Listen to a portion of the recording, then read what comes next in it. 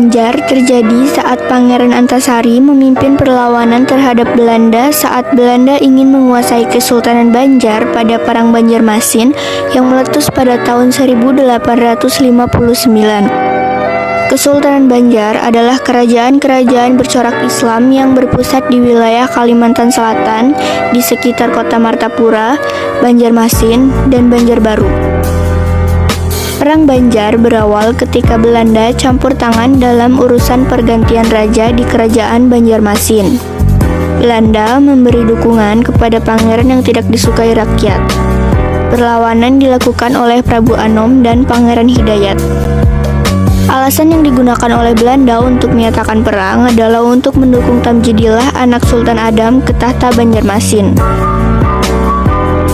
Meskipun demikian, rakyat Banjar dan suku-suku Dayak di pedalaman lebih memilih Pangeran Hidayatullah.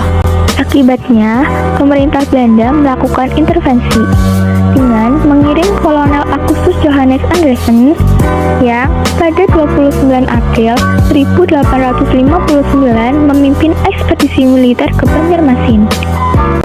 Perang berlaku sengit, terutama dengan perang antar kapal Belanda dan Banjar di Sungai Barito. Perlawanan dilakukan oleh Prabu Anom dan Pangeran Hidayat.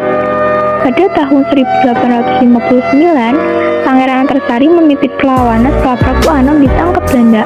Pasukan Pangeran Antasari dapat didesak. Pada tahun 1862, Pangeran Hidayat menyerah dan berakhirlah perlawanan Banjar di Pulau Kalimantan. Perlawanan benar-benar dapat dipadamkan pada tahun 1905. Perang Banjar berakhir pada tahun 1906 yang ditandai dengan kekalahan Pangeran Antasari dan Kesultanan Banjar. Korban di pihak Banjar lebih dari 6.000 jiwa, sementara pihak Belanda kehilangan hingga 5.000 orang dan kedua kapal uap yang tenggelam.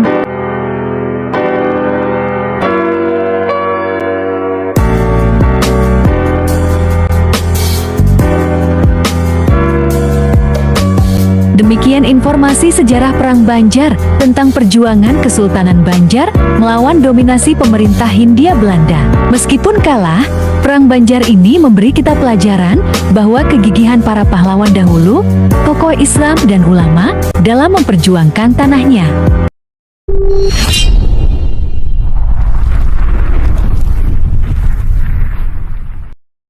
Perang Jagaraga berawal ketika Belanda dan kerajaan di Bali bersengketa tentang hartawan karang. Hartawan karang menyatakan bahwa setiap kapal yang kandas di perairan Bali menjadi hak penguasa di daerah tersebut. Pemerintah Belanda memprotes Raja Buleleng yang menyita 2 kapal milik Belanda.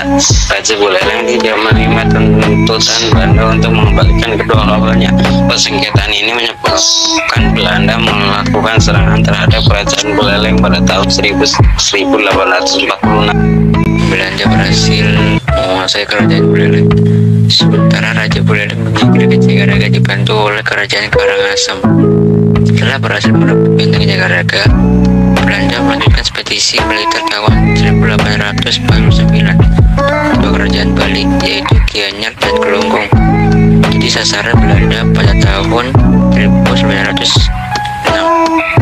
Seluruh kerajaan Bali pun jatuh ke pihak Belanda setelah rakyat melakukan perang habis-habisan sampai mati yang dikenal dengan Perang